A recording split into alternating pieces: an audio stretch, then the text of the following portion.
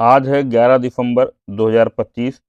चलिए शुरुआत करते हैं डेली हिंदी न्यूज़पेपर एनालिसिस की, धाना की, जिसके अंतर्गत हम लोग दैनिक जागरण का राष्ट्रीय संस्करण, अमर उजाला, हिंदुस्तान, जनसत्ता, बिजनेस स्टैंडर्ड आदि महत्वपूर्ण अखबारों से खबरों को देखते हैं जो कि आपकी परीक्षा की दृष्टि से महत्वपूर्ण होती हैं।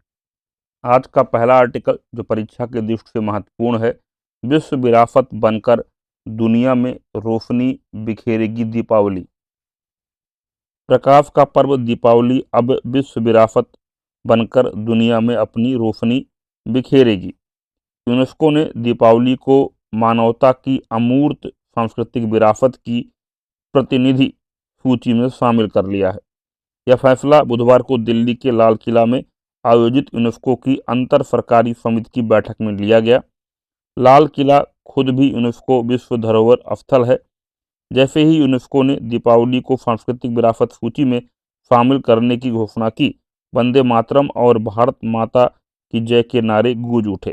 कार्यक्रम में उपस्थित संस्कृति मंत्री गजेंद्र सिंह शेखावत और भारतीय दल के अन्य सदस्यों ने इस अवसर पर पारंपरिक पगड़ी पहन रखी थी।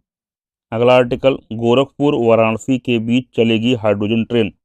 उत्तर प्रदेश को स्वच्छ ऊर्जा समाधानों का अग्रणी केंद्र बनाने की दिशा में बड़ी पहल हुई है। प्रदेश सरकार ने आईआईटी बीएचयू और मदन मोहन मालवीय प्रौद्योगिकी विश्वविद्यालय गोरखपुर में संयुक्त रूप से green hydrogen centre of excellence स्थापित करने की स्वीकृति प्रदान की है। अक्षय ऊर्जा विकास अभिकरण यूपी नेडा की ओर से अनुमोदित यह पहल प्रदेश में ग्रीन हाइड्रोजन से संबंधित अनुसंधान, प्रौद्योगिकी विकास और औद्योगिक अनुप्रयोगों को बढ़ावा देगी। प्रमुख लक्ष्य रेलवे मंत्रालय के सहयोग से वाराणसी और गोरखपुर के बीच भारत की पहली हाइड्रोजन ईंधन से संचालित ट्रेन का संचालन करना है। यह परियोजना हाइड्रोजन के भंडारण, परिवहन और विभिन्न अनुप्रयोगों की संचालन दक्षता का व्यापक परीक्षण करेगी। इसके अलावा यूपी राज्य सड़क परिवहन निगम भी बनारस से गोरखपुर के मध्य ग्रीन हाइड्रोजन चलित बस की शुरुआत करने की योजना बना रहा है।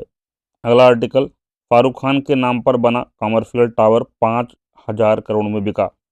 दुबई में बॉलीवुड स्टार शाहरुख खान के सम्मान में बनाए गए एक प्रीमियम कमर्शियल टावर को निवेशकों ने हाथों हाथ लिया है।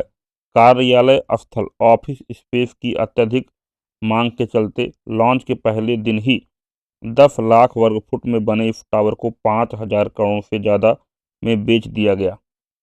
दुबई स्थित डेन्यू प्रॉपर्टीज यहाँ शेख जायद रोड पर शाहरुख खान बाय डेन्यूब नाम का एक कमर्शियल टावर बना रही है। मंगलवार देर रात दुबई एग्जीबिशन सेंटर में हुए कार्यक्रम में डेन्यूब समूह के संस्थापक रिजवान साजन ने ऐलान किया कि टावर पूरी तरह से बिक चुका है। अगला आर्टिकल, वेनेजुएला की विपक्षी नेता मचाडो की बेटी को सौंपा गया नोबेल शांति पुरस्कार। नोबेल शांति पुरस्कार बुधवार को वेनेजुएला की विपक्षी नेता मारिया कोरिना मचाडो की बेटी एना कोरिना सोफा मचाडो को सौंपा गया। मारिया समारोह में शामिल नहीं हुई। वह 9 जनवरी से दिखाई नहीं दी हैं और छिपकर रह रही हैं। रायटर के अनुसार एना ने मां के हवाले से भाषण पढ़ा जिसमें कहा गया है कि लोकतंत्र और स्वतंत्रता के लिए लड़ने के लिए तैयार रहना चाहिए।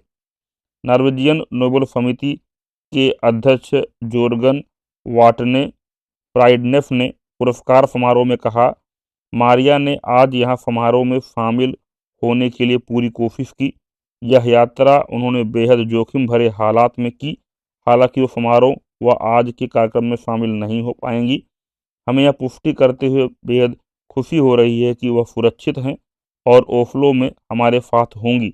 उनकी बेटी एना ने समारोह में भाग लिया।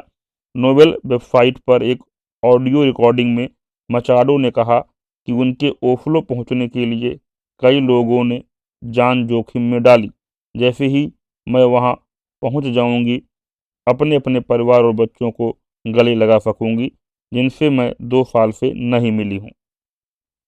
इसी के साथ आज के डेली हिंदी न्यूज़पेपर एनालिसिस समाप्त होते हैं। वीडियो देखने के लिए बहुत बहुत धन्यवाद। वीडियो को लाइक और शेयर करना मत भूलिएगा। साथ में इसकी पीडीएफ प्राप्त करने के लिए टेलीग्राम से जुड़ें।